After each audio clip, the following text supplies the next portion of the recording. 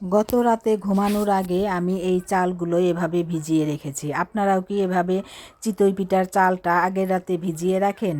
চাল যদি আগের রাতে ভিজিয়ে না রাখি, যদি তারপরের দিন মনে পড়ে, তাহলে তো আর পিঠে খাওয়া হবে না, আর শুধু আফসোস আর আফসোস থেকে যাবে। সবাইকে আসসালামু আলাইকুম। সবাই কেমন আছেন? আমার ইউটিউবের সকল ভাই বোন বন্ধুরা, আলহামদুলিল্লাহ আমি ভালো আছি। এই তো আমি এখন চালটা সকাল হয়ে গেছে, এখন চালটা আমার ভিজে গেছে। এখন আমি সকালবেলা দেখলাম যে চালটা ভালো মতো ভিজেছে কিনা, দেখলাম যে চালটা ভিজে গেছে। সারা রাত পানিতে থাকার পরে বেশ ভালো মতোই ভিজে গেছে। আর চালটা ভিজে এখানে আমি চেক করার পরে, চালটা আমি যখন ভিজিয়েছিলাম তখন পানি দিয়ে ধুয়েই তারপরে ভিজিয়েছিলাম। এগুলো হচ্ছে ফ্রান্সের বাগেট, এগুলো হচ্ছে ফ্রান্সের জাতীয় খাবার বলা চলে। আমরা যেরকম মাছে ভাতে বাঙালি, আর ফ্রান্সের মানুষ হচ্ছে এই তো বাগেট, তারপরে হচ্ছে কেক, এসবই যেন এরা ফ্রান্সের মানুষ এগুলো খায়। ফ্রান্সের মানে বাগেটটা ভাত দিয়ে সকালেও খাওয়া যায়, দুপুরে খাওয়া যায়, রাতেও খাওয়া যায়, যে কোনো সময় খাওয়া যায়। যেমন আমাদের রাতে এই বাগেটগুলো আনা ছিল, রাতের বেলা আমরা কিছু খেয়েছি, আবার সকালের জন্য আছে। সকালে আবার আমরা এখন আবার এটা খাচ্ছি, যার জন্য মানে ওটা দেখা যায় রাতে আনা ছিল, এজন্য সকালে খাইতেছি। কিন্তু আমরা দেখা যায় সাধারণত সকালবেলায় এনে যে খাবো সেটা আসলে হয় না।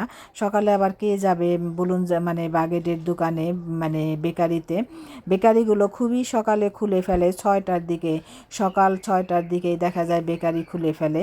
তারপরে আমরা সাধারণত সকালে ঘুম থেকে উঠে যে বাগেট কিনে এনে খাবো, এই অভ্যাস আসলে বাঙালির নাই।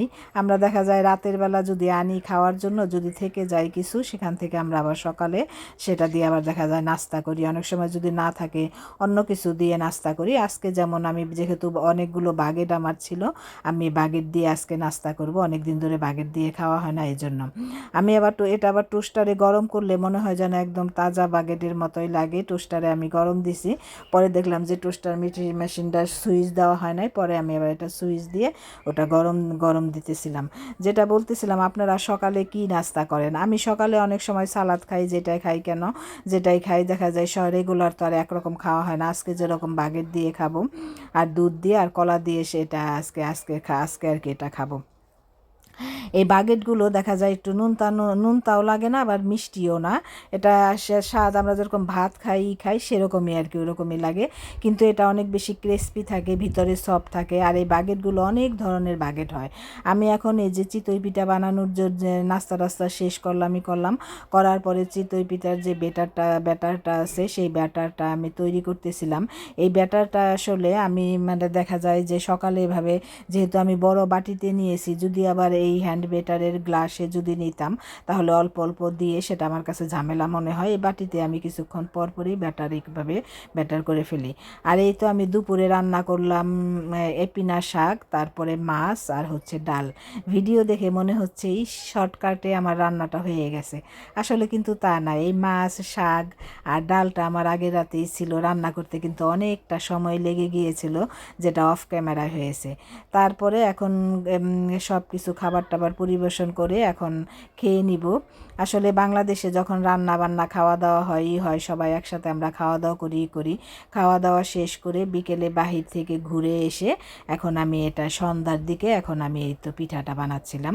কারণ গরম গরম আমরা মানে বিকেলে সন্ধ্যার দিকে এই পিঠাটা খাবো। রাতের বেলা দেখা যায় এই পিঠা কিংবা বাগেট একটা কিছু দিয়ে আমরা খেয়ে মানে রাতের খাবারটা আর কি শেষ করব।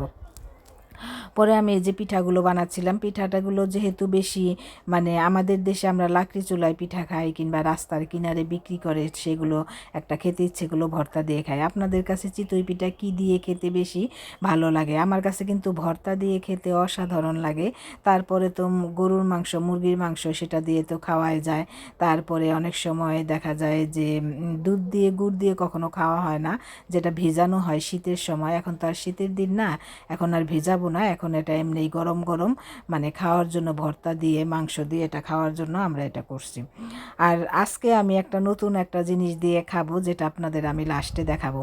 আর এই চিতই পিঠাগুলো দেখা যায় গ্যাসের চুলাতে ভালো হয়। আমার চুলাটা যেহেতু কারেন্টের চুলা, যার জন্য এই চুলাটার মধ্যে আমি সব তাওয়া কিন্তু বসাইতে পারি না। এই তো আমার যে তাওয়াটা যেটা আছে সমান করে, এই তাওয়াটা, সেই তাওয়াটা আমি বসিয়ে আমার এই পিঠাগুলো বানাচ্ছিলাম। আপনারা দেখে বলবেন আমার পিঠাগুলো কেমন হয়েছে। আপনারা কি এর চাইতে আর ভালো বেশি করে পিঠা বানাতে পারেন? আজকের পিঠাগুলো আসলে অনেক বেশি সুন্দর হয়েছিল আর অনেক বেশি মজা হয়েছিল পিঠাগুলো। দেখতেই পাচ্ছেন যে ফুলে টুপটুপো হয়ে গেছে। কিন্তু বড় যেটা আছে, বড় ধরনের আসলে পিঠাগুলো হয়ে গেলে যদি মানে পিঠাগুলো হইলে আসলে আরও বেশি ভালো লাগে। আমার পিঠাগুলো তৈরি হয়ে যাচ্ছে, সকাল থেকে নাস্তা, দুপুরে রান্না, তারপর বিকেলে পিঠা। একটা দিন কখন যে শেষ হয়ে গেল, বিকেলে আবার বাইরে বের হয়ে যাওয়া, কখন যে শেষ হয়ে গেল বুঝতেই পারলাম না। প্রবাস জীবনে যত ব্যস্ত হোক না কেন, নিজের দেশের খাবার ঐতিহ্য ধরে রাখার আসলে সব মানে দেখা যায় যে আমরা শুধু যে এখানকার যে অনেক বেশি রেস্টুরেন্ট আর অনেক বেশি ভ্যারাইটিস আছে খাবারে, কিন্তু তারপরেও আমরা দেখা যায় যে আমাদের দেশের যে খাবারগুলো আছে সেগুলো আমাদের কাছে অনেক সময় ভালো লাগে। দেখা যায় যারা আবার রেস্টুরেন্টে খাবার পছন্দ করে তারা আবার বলবে যে বাহিরের কত সুন্দর সুন্দর রেস্টুরেন্ট, কত মজার মজার খাবার। এখন আপনাদের কাছে আমার সবচাইতে গুরুত্বপূর্ণ প্রশ্ন, চিতই পিঠার সঙ্গে আপনি কোনটা খাবেন? ভর্তা নাকি দুধ, গুড় কিংবা গরুর মাংস বা মুরগির মাংস? আর সত্যি করে বলবেন, আপনি যদি আমার বাসায় আজকে থাকতেন তাহলে পিঠা খেতেন নাকি আগে মাছ ভাতের প্লেট নিয়ে বসতেন? কমেন্ট করে একটা উত্তর অবশ্যই জানাবেন। আর ভিডিওটা ভালো লাগলে লাইক দিয়ে পাশে থাকবেন, নতুন হলে সাবস্ক্রাইব করবেন। আবার দেখা হবে নতুন কোনো প্রবাসী বাঙালি রান্নার গল্প নিয়ে, নতুন কোনো ভিডিওর সাথে। এই তো আপনাদের আমি বলেছিলাম যে আমি চিতই পিঠাটা একটু নতুন অন্যরকম একটা জিনিস দিয়ে খাবো।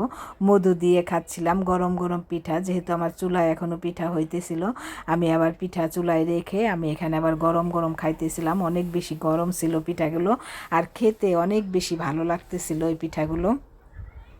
মধু দিয়ে খাচ্ছিলাম। মধুগুলো আসলে নতুন আনা হয়েছে, অনেক বেশি মজার মধুগুলো ছিল। পরে আমি ভাবলাম যে আজকে মধু দিয়ে পিঠাগুলো খেয়ে দেখি কেমন লাগে। আপনারা কি কখনো মধু দিয়ে পিঠা খেয়েছেন?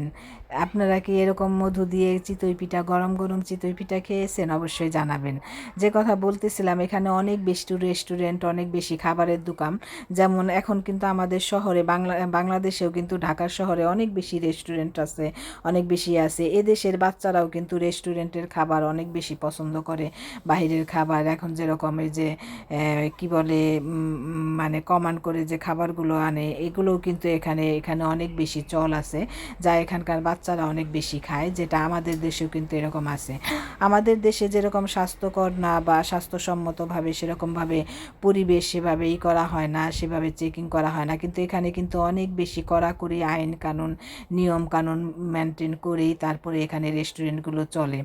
যার জন্য দেখা যায় যে অনেক সময় আমরা মানে খাওয়া হয় রেস্টুরেন্টে, ওরকমই লাগে না। তারপরেও রেস্টুরেন্ট তো রেস্টুরেন্টই, আর বাসার খাবার তো বাসার খাবারের মজাই অবশ্যই আলাদা বেশি।